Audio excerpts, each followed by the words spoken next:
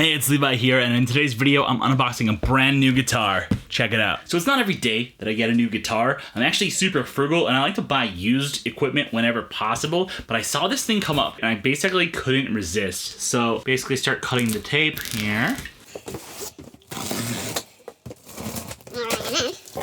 So I ordered this guitar from Long McQuade in Canada, and this is a dealer exclusive, so they ordered a limited run of these. So out it comes. Ooh. Okay, all right. Basically, they shipped this from the store. Must have been out on the floor when they had it. It's just in this little kind of bag. It's, you know, not too bad for packing a guitar. Unsheathing the guitar. And here it is.